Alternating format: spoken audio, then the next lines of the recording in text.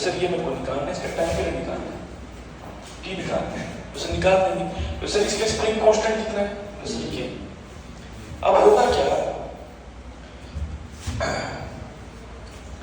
अब जो ये डिस्क है ना, इसको थोड़ा सा स्मॉल डिस्प्लेस कर, स्मॉल मतलब इसको स्मॉल डिस्प्लेस कर दे इधर थोड़ा, सुनते हैं मेरी बात?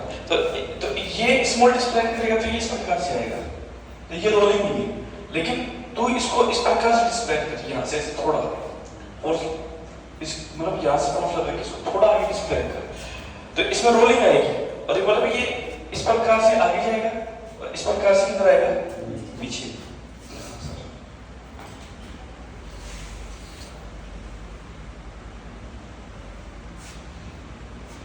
ये इसकी नॉर्मल पोजीशन थी। अब ये कितनी डिस्प्ले हो गई, मान ली x, कितनी हो गई x? बोले हाँ सर। बोले सर अब एक बात बताइए, बोले क्या? जैसे फ्रिक्शन फोर्स तो किधर लग रहा है, इधर। इधर क्यों लगेगा? क्योंकि ये फोर्स जो है ये कौन सा फोर्स प्रोवाइड करवाएगा, रोलिंग मोशन। जब ये रोल करते हैं किधर जाएगी बॉडी, आगे, तो ये जो इसके अंदर जो रेस्ट ऑफ फोर्स होगा वो किधर लगेगा, पीछे की डायरेक्शन। प्रेशर कितना लगेगा, प्रेशर kx। क्लियर है बात? बोले हाँ सर। प्रेशर अब ये जैसे मान लो ये डिस्क है, हाँ सर। प्रेशर रेडियस कितनी है, प्रेशर r। तो प्रेशर इसके अंदर कितनी एक्सेलरेशन से, प्रेशर f एक्सेलरेशन से क्या कर रही है, रोल कर रही है, हाँ सर। और f एक्सेलरेशन से लीनियर एक्सेलरेशन कितना है इसमें, प्रेशर a। किधर जाएगी, इधर। यदि फ्रिक्शन इधर लगेगा तो रोलिंग करते हैं किधर जाएगी बॉडी, इधर। किसकी वजह से, kx की वजह से। जैसे अपन ने देखते थे नॉर्मल रिलेशनशिप में क्या होता था, body to and fro motion, लेकिन वो कौन सा होता था, ट्रांसलेटरी एसएचएम, जिसमें x काम में आता था। अब यहाँ पर होगा क्या, सर यहाँ पे रोलिंग टाइप का मोशन हो रहा है, तो यहाँ पर टॉर्क की इंपोर्टेंसी रहेगी। किसकी इंपोर्टेंसी रहेगी, टॉर्क की। बोले हाँ सर। बोले सर चलेंगे, बोले हाँ चलते हैं सर। सर देखिए सॉल्यूशन कैसे करेंगे, बोले सर देखिए सॉल्यूशन का इसका तरीका क्या है।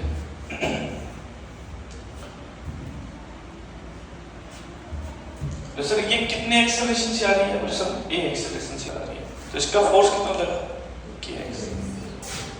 kx minus f equal to equation number first. अपन ऐसी इक्वेशन बनाते थे, याद हो तो रोलिंग के अंदर, फिर दूसरे नंबर पे पढ़ लेते थे टॉर्क की इक्वेशन लेते थे, याद है? जैसे टॉर्क की इक्वेशन बनाते थे। जैसे टॉर्क क्या होगा, जैसे देखो इसमें टॉर्क क्या लगेगा, वैसे देखिए टॉर्क, इसको रोटेशन में टॉर्क की जरूरत पड़ेगी, और टॉर्क बराबर क्या होता है, आइए। बोले हाँ सर।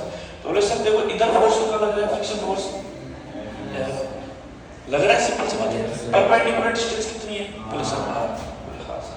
तो बोले सर कितना हो जाएगा, m × r × I × L। बोले हाँ सर। बोले सर एक बात बताइए, बोले क्या, बोले सर I क्या होता है, बोले सर mr²/2, मेरे ख्याल समझ होंगे। और a बराबर क्या होता है, r × L। तो L बराबर क्या हो जाएगा, a/r। तो यहाँ पे क्या रख दूंगा मैं, a/r। क्लियर बात? हाँ सर।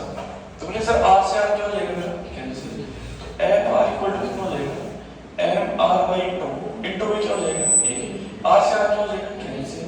तो m इक्वल टू कितना हो जाएगा, m/2। बोले हाँ सर। तो बोले सर ये kx का डाटा कितना हो जाएगा, सर kx का डाटा हो जाएगा kx minus ma/2 equal to ma। तो kx इक्वल टू कितना हो जाएगा, ma/2 कर जाएगा, कितना हो जाएगा, 3/2।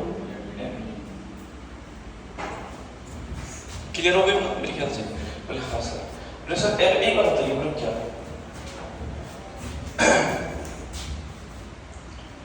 यहाँ से अब एक चीज का थोड़ा ध्यान रखना अपने को, kx हो गया माइनस m हो गया, ma हो गया। बोले हाँ सर।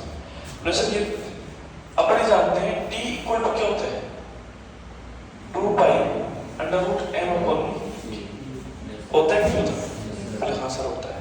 बोले सर देखिए ये यहाँ से मैं इस प्रकार से कर सकता हूँ उसको, सर कैसे, सर यदि मैं एक्सेलरेशन निकालूं इस इक्वेशन से, तो ये कितना हो जाएगा, सर ये हो जाएगा 2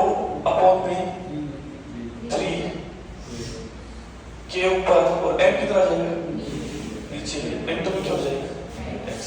तो सर ये एक प्रकार से तो ये वाली कंडीशन हो गई a equal to omega square into x।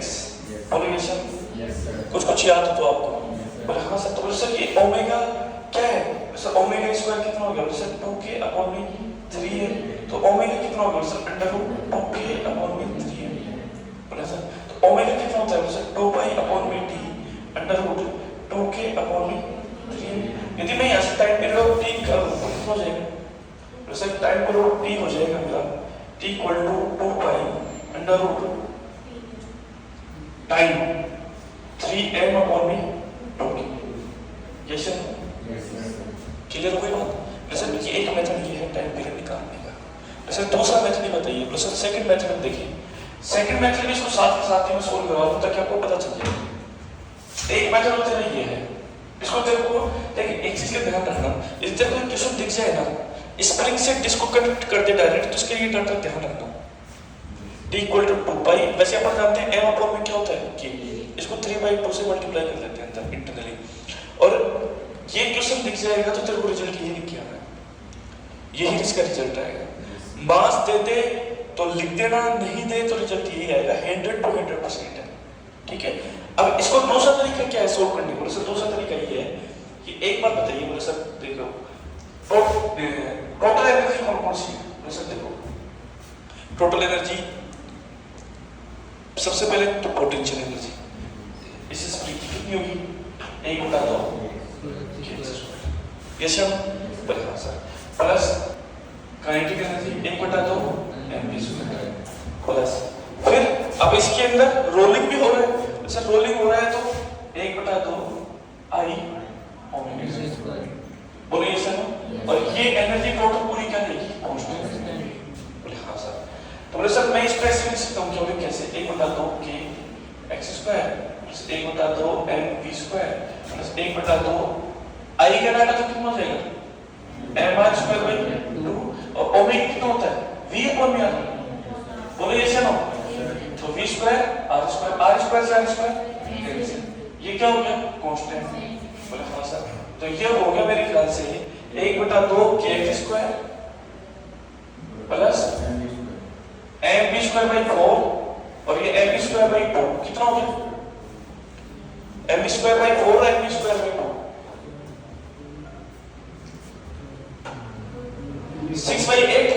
6/8 मतलब हो गया 3/4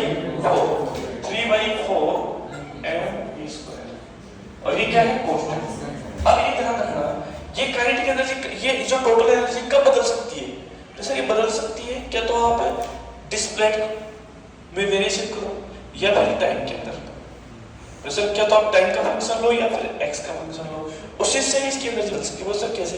तो सर यहाँ और यहाँ एनर्जी कौन सी थी? टोटल इसके अंदर है कौन सी एनर्जी? पोटेंशियल। अब जब ये इसको तूने डिस्प्ले किया तो अब ये पोटेंशियल एनर्जी किस में कन्वर्ट हो रही है? काइनेटिक में भी और रोलिंग में भी है या नहीं?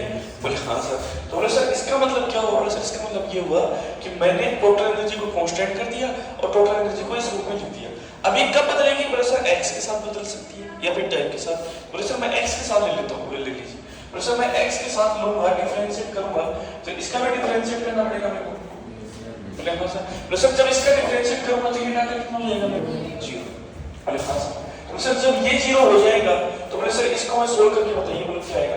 सर 1/2 के x² कितना हो जाएगा? 2x और x के रेस्पेक्ट में करें तो 2x आएगा। बोले सर बात है सर 3/4 m 2v और dv अपॉन में कितना हो गया? dx equal to 0। बोले हाँ सर। बोले सर इसको दबेज दूं क्या मैं? बोले सर बेइज्जती से 2 से 2 तो क्या हो गया? kx उसको दबेज दो माइनस का 3/4 ये 2 से 2 cancel 3/2 m v dv upon में dx। बोले हाँ सर। बोले सर इस v dv अपॉन में dx को माइनस का 3/2 m मैं क्या ले सकता हूँ? मेरे ख्याल से बस ये होगी ये बात। बहुत से बच्चों को पता नहीं चलता होगा v dv अपॉन में dx को एक कैसे ले लें? भाई v को तो क्या लिख सकते हैं? dx अपॉन में dt, dx से dx कैंसिल, dv/dt क्या हो जाएगा तेरा? a कैसे आना? हाँ सर, नहीं पता चल रहा तो यहाँ देख लेंगे भाई। v dv by dx को तो लिख सकता है, v को लिखिएगा तो dx by dt multiply dv by dx, dx से dx cancel, dv by dt, और ये dv by dt क्या हो जाएगा? बोले हाँ सर। तो बोले सर kx इक्वल टू ये हुई, तो a इक्वल टू क्या हो गया? बोले सर 2 by 3 k अपॉन में m इनटू में x, और वो वाली कंडीशन आई नहीं है, कहाँ गया वो? ये वाली कंडीशन। अब ये किसके इक्वल हो जाएगा? ये वाला कहाँ गया? कौन सा टर्म? ये वाला किसके इक्वल हो जाएगा? ओमेगा स्क्वायर, और ओमेगा स्क्वायर की इक्वल हो जाएगा तो वो का वही सॉल्यूशन हो जाएगा।